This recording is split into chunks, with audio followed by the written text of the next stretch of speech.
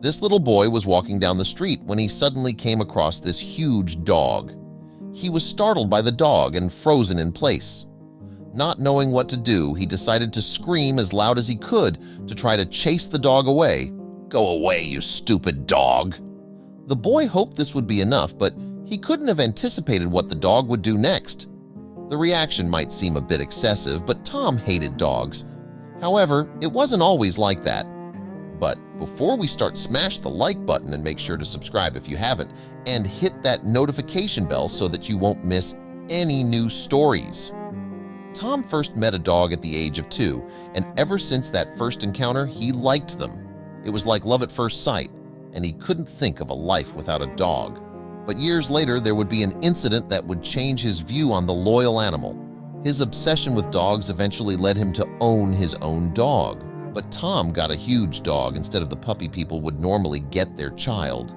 His grandmother could no longer care for her Newfoundlander, so after weeks of pleading, he convinced his parents to take it from her hands.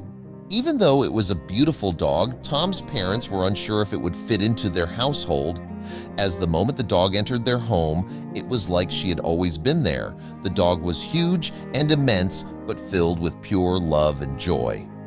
It didn't take long for her and Tom to become best friends. The two of them would spend hours together playing.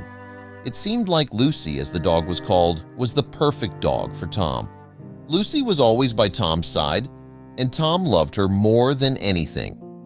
However, when Tom turned 4, something unexpected happened. It was a nice afternoon, and Tom and Lucy were done lying around. So, Tom managed to convince his parents to take a walk through the forest. Tom knew Lucy enjoyed this, but it would soon take an unexpected turn. They had been walking for an hour or so when Lucy suddenly vanished. Tom tried running after her as fast as his little legs could, but it was useless. Lucy was gone. Eventually, the family returned home, and Tom was heartbroken. He would sit outside for hours, calling out to the dog and hoping she would return. A few weeks turned into a month, and Tom's hope faded. His parents tried to console him, but nothing made him feel better. For a long time, Tom blamed himself for Lucy's disappearance. He was the one that insisted on going for a walk that day. Tom thought he should have done more to keep her safe. With that in mind, he wasn't ready to give up on her, so he started looking for her. Every day after school, he would go and search for her. He started in the forest, but slowly made his way towards the streets. With the help of his parents, he put up flyers around town. One day, as Tom was deep in thought while walking to school, he heard a faint barking that stopped him in his tracks. He shook his head and listened carefully. Tom walked toward the direction it came from, and the barking became louder and louder. He started running, hoping it would be what he thought. Tom gazed at her, not fully believing she was truly back. But at the sound of his voice, the dog turned her head and ran toward him. The young boy embraced her tightly. "What are you doing here?" he asked Lucy. In response, she licked him on his face. They were both overjoyed to see each other again. When Tom looked at her more closely, he noticed something different, but couldn't tell exactly what. The enthusiastic reunion had tumbled Tom over, and as he got back on his feet, he said to Lucy, "Let's get you home." It had been 3 months since her disappearance, and Tom wondered how surprised his parents would be. "Mom, Dad, come take a look," he shouted as he arrived. His parents rushed out of the house with wide eyes. But then his father said something unexpected. "But this isn't Lucy, right?" The family stared silently at the dog, and then what looked so different struck Tom. "It is Lucy. She's just a little thinner," he said. There appeared a face of recognition on his parents' faces as they nodded in agreement. Given that the dog lived on the street for 3 months, it wasn't so surprising she lost a little weight. Without much thought, the family welcomed Lucy back home, unaware something was certainly different. It didn't take long for things to return to the way they were before Lucy's disappearance. The dog played with Tom a lot, ate all her meals, and went on walks like they always used to do. Still, the family did notice that Lucy showed some odd behavior she had never had before. Sometimes the dog would stare out the window for almost an hour, and she would act distracted. But that wasn't all. Because like before her disappearance, Lucy could open the back door by herself so she could enter the backyard in case she needed to pee. Eventually, the family noticed that Lucy didn't only go through the back door to pee, but also used it to sneak away from the house occasionally. The first time she did this, Tom was scared she would be gone for months, but every time she would reappear after a couple of hours. Even though Lucy would return, Tom still didn't feel very reassured by her weird behavior. Lucy's secret actions went on for almost an entire year, and Tom still couldn't figure out what she was doing exactly. But then tragedy fell upon the family. Lucy was already an old dog when they got her, and at 11 years old she passed away. It was a difficult moment for the family as they mourned the loss, but Tom took it especially hard. The experience definitely changed him. Tom was devastated. His best friend was gone again, and he realized it was for good this time. He would spend much time in the backyard trying to discover why she entered the forest. It angered him, he never knew. Then Tom said the following to his parents: "Mom, Dad, I don't ever want a dog again. They first love you and then run away and leave you." Tom screamed with tears running down his face. He took a long time to step foot in the backyard again. Tom remained sad for a while, but eventually he started acting like a typical young boy again. Despite Lucy's absence, Tom would play in the playroom again and kick the football around in the front garden. The ball hit a nearby fence and rolled down the street. With a sigh, Tom grabbed the ball but suddenly heard a low growl. The growl caused chills to go down his spine, but the moment he turned around the corner, his breath halted. Right before him was a giant dog who looked precisely like Lucy. The unexpected encounter shocked Tom to his core. He was frozen in place. The only thing he could do was scream, so he did. But to Tom's surprise, the dog didn't move a muscle. Tom wiped away his tears and took a deep breath to try and control himself.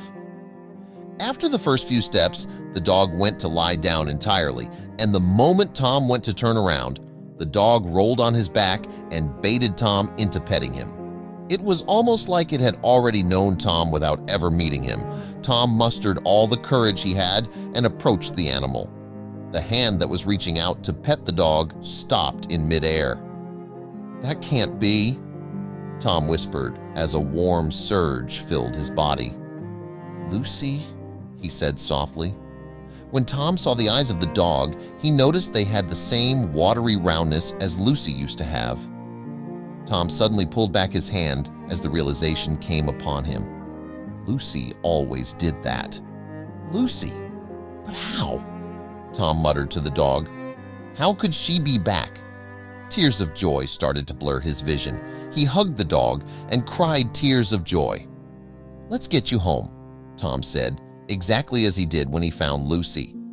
But this time, his parents were even more surprised when he returned home with a dog.